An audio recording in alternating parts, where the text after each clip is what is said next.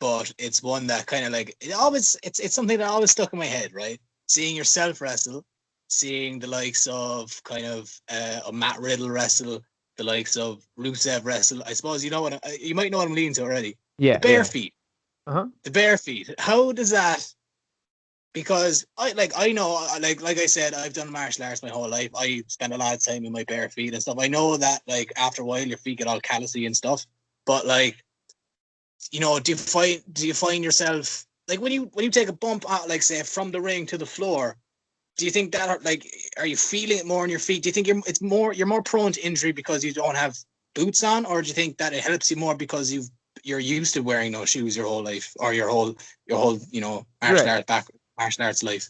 So yes and no, but I mean you nailed it. That's why I don't wear shoes, because it's a lot more comfortable, and that's how I'm used to training. That's how I learned to move around first.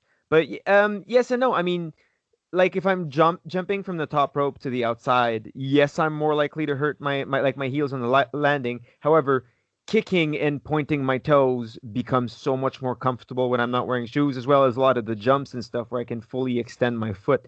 That becomes a lot more comfortable. So I mean, there's pros and cons there. I've tried shoes, I've tried boots, I've tried barefoot. I prefer barefoot. Um, and I think the issue becomes when you just accept wrestling dogma and be like, no, wrestlers wear boots, gotta wear boots, instead of just going, no, I'm more comfortable barefoot. So I know I've heard why you shouldn't wrestle barefoot, but it works better for me, and I know, and I found that out.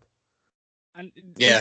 interesting that way, because like you said, wrestling, you know, can be very traditional, and people, you know, traditionally wear boots and stuff. So you don't, like, obviously we're not asking you to name names or anything, but did you receive any backlash from kind of more veterans, people like veterans in the locker room telling you, you know, you should wear boots, this is why? Or Yeah, so yeah, and if I name names, it would not be people you know. It would be like people that wrestled in Quebec and have stopped 10 years ago. yeah. But yeah, people are going to do that. Like, again, people are going to try to. People that have been doing the same thing without questioning it for a long time are going to, you know, give you the same logic that they heard, even though it's wrong. But, like, if you're going to be defiant like that, you have to back it up. And Yep.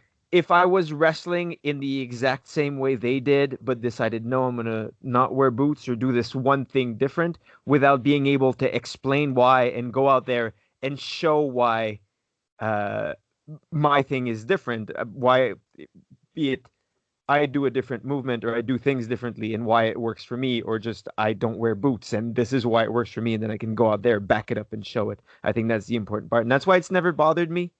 Because like with a black belt comes a lot of confidence in yourself, right? You sort of it's a good argument. When someone argues, no, you shouldn't kick this way, you should kick this way. I have a few gold medals here to prove that I know a thing or two about kicking.